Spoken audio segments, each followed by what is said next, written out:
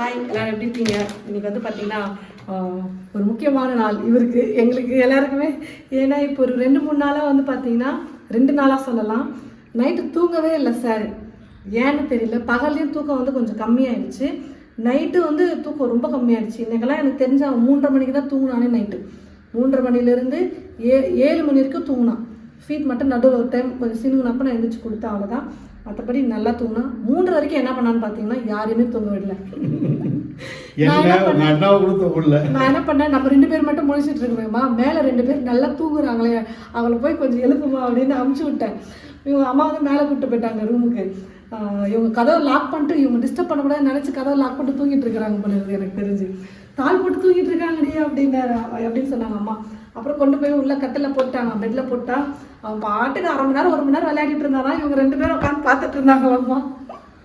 அப்புறம் அவங்க தூங்க போச்சுங்களா. அப்புறமா 3:30 மணிக்கு கொண்டு வந்து அம்மா என்கிட்ட கொடுத்தாங்க, அழுகுறான் அப்படின்னு. அப்புறம் ஃபீட் பண்ணிவிட்டு அப்படியே பக்கத்தில் படுக்க வச்சு தூங்க வச்சு தூங்கினான். இப்போது காலையிலே எழுந்திரிச்சு 9 மணிக்கெல்லாம் ஒரு குளியலை போட்டு நேற்று தலை குளிக்க வச்சுட்டோம். இன்றைக்கி வந்து உடம்பு கொண்டு குளிக்க வச்சுட்டு தடுப்பூசி போடணும் இல்லையா, அதுதான் மெயினாக சொல்ல வந்தேன் நான். தடுப்பூசி போடணும், 45ஆவது நாள் வந்து தடுப்பூசி போடணும். ஹாஸ்பிட்டலில் அங்கே வந்து ஃபஸ்ட்டே ஊசி போட்டிருப்பாங்க. அதுக்கப்புறமா இப்போ ஃபஸ்ட்டு ஊசி இங்கே தான் வந்து பார்த்திங்கன்னா, அங்கே போட்டது நமக்கு தெரியாது.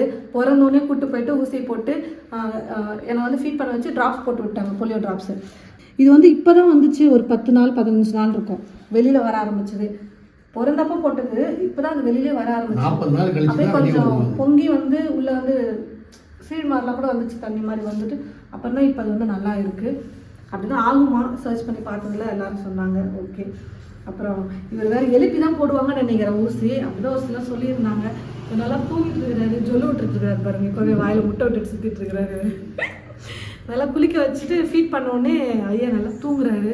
என்ன பண்ணுறது, இவர் எப்படி எழுப்பினாலும் எந்திரிக்க மாட்டாருங்க, அதுதான் எங்களுக்கு பிரச்சனை. இப்படி தட்டி எழுப்பினாலும் எந்திரிக்க மாட்டாங்க. ஒரு குடும்பமே போயிருக்காங்க தடுப்பூசி போகிறதுக்கு. நம்மளால எப்படி கண்ட்ரோல் பண்ணுறது தெரியல. எல்லாரும் கிளம்பிட்டாங்க, கிளம்பலாமா? ஆமாம், காலில் 2 போடணுமா, கையில் 1 போடணுமா, 2 தொடையில. அது கூட காலில் இடுப்பில் கூட கிடையாது, 2 தொடையில போடணுமா, கையில் 1 போடணுமா. எனக்கு வந்து ஹாஸ்பிட்டல்லே அங்கே நம்ம ஆல்ஃபாவில் பார்த்தோம் இல்லையா, அங்கே ப்ரைவேட்டில், அங்கேயும் வந்து எழுதி கொடுத்துட்டாங்க. ஃபஸ்ட்டு ஊசி நம்ம போட்டது, அப்புறம் செகண்ட் எப்போ போடணும், 21ஆம் தேதி 7ஆவது மாதம் ஜூலை மாதம் வந்து போடணும். அதுக்கு அடுத்தது எப்போ போடணும், அதுக்கடுத்து எப்போ போடணும், அது மட்டும் கொடுத்துட்டாங்க. அதுக்கப்புறம் 6 மந்த் 7 மந்த் அப்படின்றதுனால அது வந்து மென்ஷன் பண்ணல. நம்ம வந்து அந்த 6ஆவது மாதத்தில் ஒரு நாள் போய் போட்டுக்கலாம், 7ஆவது மாதத்தில் போட்டுக்கலாம் அப்படின்னு நினைக்கிறேன் நான். மீதி எல்லாமே வந்து டேட் போட்டு கொடுத்துட்டாங்க, பார்க்கலாம். இப்போ எதுவும் ஒரு சேஃப்டிக்கு எடுத்துக்கலாம் நான்.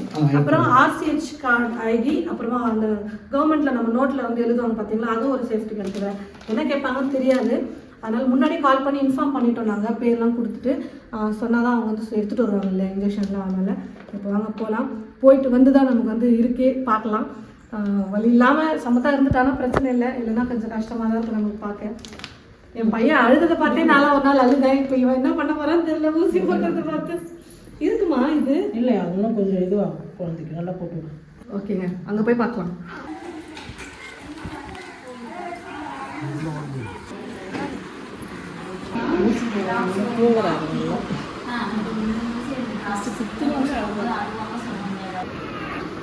என்னடா இருக்கிறேன்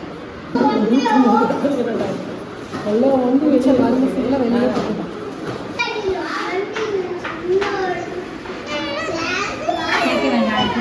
நானே கண்ண முடியுமா ஊசி குத்தத்தை பார்த்து. சமத்தடி பட்டு மருந்து மட்டும் இருமா, நீ வேற மருந்து மட்டும் குடிக்கிறது கஷ்டம்.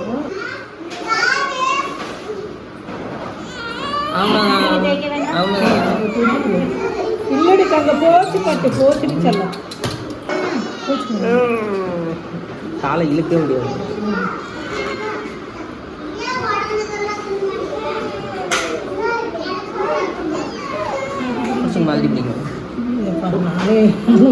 எனக்கே பயமா இருக்குது.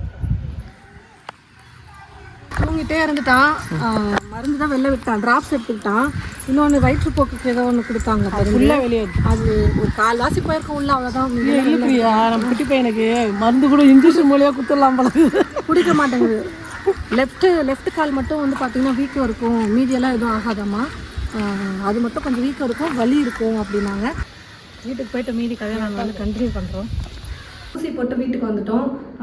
நிறைய வீடியோலாம் பார்த்தேன் நான், இன்ஸ்டா யூடியூப்லலாம் கூட. எனக்கு வந்து குட்டீஸ் தான் பார்க்கறதுனால அது ரெக்கமெண்ட் ஆகும்போது தடுப்பூசியுமே நிறையா வந்துச்சு. எல்லாம் என் குழந்தை அப்படி எழுதாமல் இப்படி எழுதாமல் சொல்கிறத கேட்டு எனக்கு வந்து பார்த்தீங்கன்னா பயங்கர பயமாக இருந்துச்சு. அவன் என்ன அழ போகிறானோ அப்படின்னு சொல்லிட்டு. ஆனால் என் குட்டி வந்து சமத்தா ஊசி போட்டுக்கிச்சு.